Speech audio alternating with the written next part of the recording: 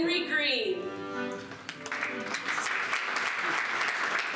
Since I was little, I have always loved the water. Swimming, rowing, canoeing on a hot summer day, absolutely delicious. Fast forward 50 years. I am living near the confluence of the Farmington and Connecticut rivers in Windsor, Connecticut. Kayaks for rent! Kayak!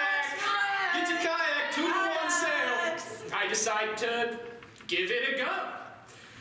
I was dropped off at Riverbend on the Farmington River, and I paddled down to Bart's Diner. Along the way, I passed some wildlife and a variety of people. Hey, how's it going? Everyone was smiles. Nothing but smiles on a glorious summer day.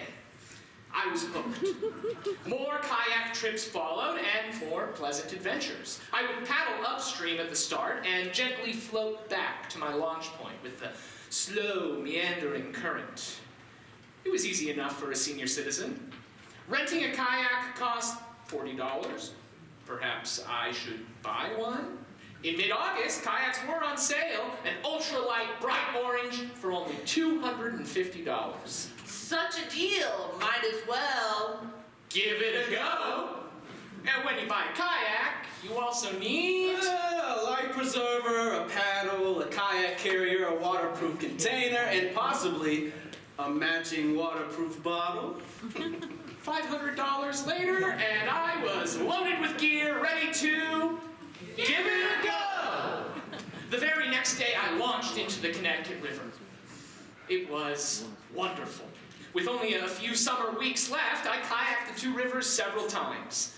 Summer ended, I could hardly wait for spring, and finally, it was May. Time to give it a go! The weather was still a little cool. I launched, planning to paddle upstream and then enjoy the gentle return float. As soon as I pushed off, things were different.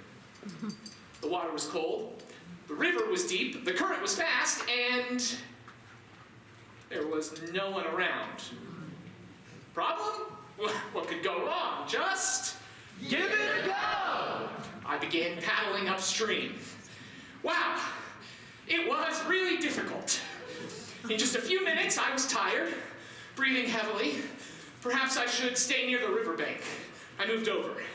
The larger bushes that had shaded me in August were now partially underwater or hanging really low. There were branches everywhere. As I tried to catch my breath, the current pushed me downstream and a branch shot behind me, shot between my armpit and my life preserver. Wow, that branch could have punctured my body. I thought, I better get out of these branches before these branches get into me. I turned toward the middle of the river. The kayak was caught by some underwater branches. The fast current caused the kayak to lean and whoosh, water rushed in. I tried to lean the other way, and pretty soon I was in the water. And it was very cold. Also, too deep to stand. This was unpleasant. I better get out of the water before the water got into me. I am not a tree climber by nature, but apparently, with proper motivation, I can climb. And there I was, hanging in a tree with a kayak filled with water right under me. My skin was turning blue in places that weren't already red with scratches. My ultra-light kayak now weighed several hundred pounds, maybe 1,000. With all my muscle, I could lean in and a little, draining some water out. I kept repeating the lean, each time removing some more of the water.